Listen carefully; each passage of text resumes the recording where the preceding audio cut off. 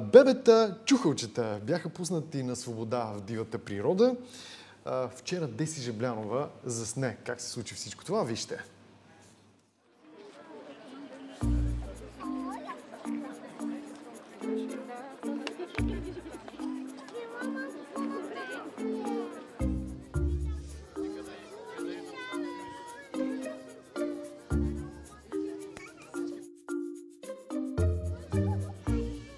Това е малко чухалче. Да, това е чухалче. Малко познати совички. Те са насекомоядни. И понеже водят по-скришен начин на живот, и хората не ги познават много добре. Каква е съдбата именно на тези чухалчета, които днес ще пуснем тук в Борисовата градина? Ами, те са били паднали от хралупите си още като съвсем малки бебенца. Ей сега, миличко. Още като съвсем малки бебенца и добри хора са ги намерили и ги донесоха в ветеринарна клиника Добро хрумване при Фондация Дивите животни, където да ги доотгледаме и после да ги освободим. Ще живеят ли тук добре в Борисовата градина? Да, в Борисовата градина естествено се срещат чухали и даже по-голяма част от тези иманици са точно от Борисовата градина, така че ние просто ги връщаме при родителите им и скоро трябва да се подготвят да отлитат на юг. Те ще отлетат на юг, тези мъничките? Да, тези малки пеперутковци прелитат до Африка, защото там зимуват. Тук няма насекоми през зимата, пък и толкова древно същество няма да оцелее през зимата. Така че са принудени да мигрират. Това, че не са израснали тук в естествена среда, по някакъв начин ще накара ли другите, които са израснали пък в естествена среда, да ги отбягват? Не, няма никакъв такъв проблем при тях, защото те не са свикнали с хора. Има проблем, ако примерно от съвсем малко отгледано пиленцето, то се импринтира към човек и се мисли за човек и тогава вече поведението му е такова, че другите не го приемат. Затова има такива случаи, примерно отгледани от човек щъркелчета и другите щъркели ги пребиват и ги убиват. Тук няма такива. Не. И скоро ще замине за топлите страни. Абсолютно. Мога ли да го подаря ли го е? Да, тук по главичка. Желаем ти късмет на теб и на всички чухалчета. Благодаря от теб. Аз също. Никой гледа така. Да го прибирам, защото него е много страх и трябва да го опазим, да не се страхува, за да може да лети. Айде.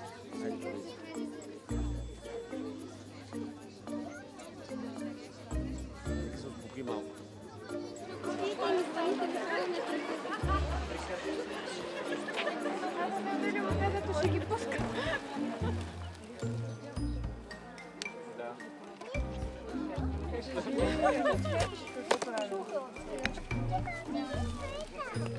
Само искам да ви помоля всички да стоите тук, да не се втурвате след тях. А хората, които ще ги пускат, просто ще излязат малко по-напред, за да... Абе, да не ви виждат много, че ще се оплашат. Как ще клякаш, бе? Високо ще ги виж, какво ще не виждаш нищо. Държиш е така и си слагаш е така в ръката ми. Много. Чакай без бръвки. Когато ви кажа да пускате, само си отваряте ръцете, няма да ги хвърляте. Чакай сега, да виж как ще напусна. Отваря си ръцете, не към тебе. Както виждате, са опръстенени с пръстени на Българската орнитологична централа и ако нещо се случи с тях, пръстена има номер и ще разберем, ако нещо стане. Чакай, бе. Чакай, не е тръгнало. Чакай да пускам. Виж сега. Ето, държи го, виж го.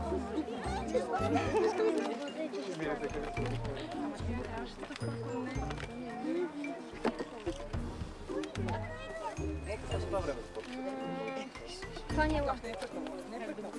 Държиш така и краката са ти между пръсти. Държиш така, да. Държиш здрав. Това е най-миниатюрният чухал в целия свят. Не, мухи. Това е джуджето мухи.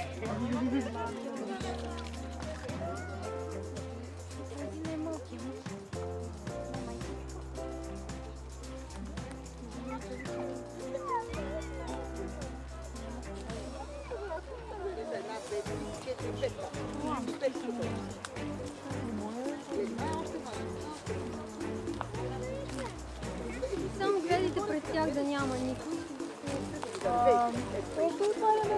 Само си отваряте ръцете И не викате и не крещите. Това сте ли домашните любими? Кучетата хванати.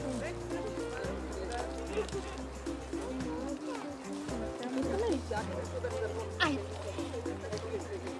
Мемчо!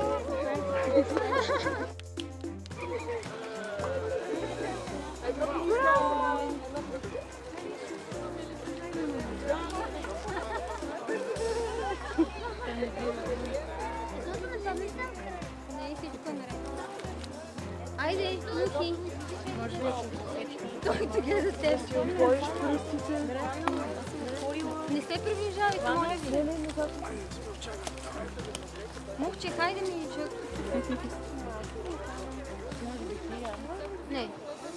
Той просто се е фиксирал по нещо. Ако минеш по-напред.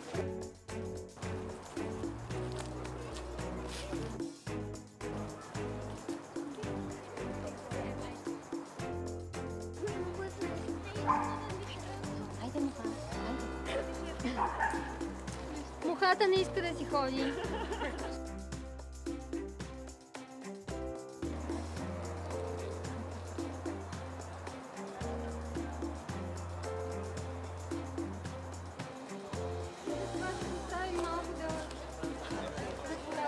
Не се чувства готово. По принцип не е добре, когато е младо пилето да... В смисъл, това, че ти преценяваш, че то е готово, не означава, че то се чувства готово и не е хубаво да го насилваш.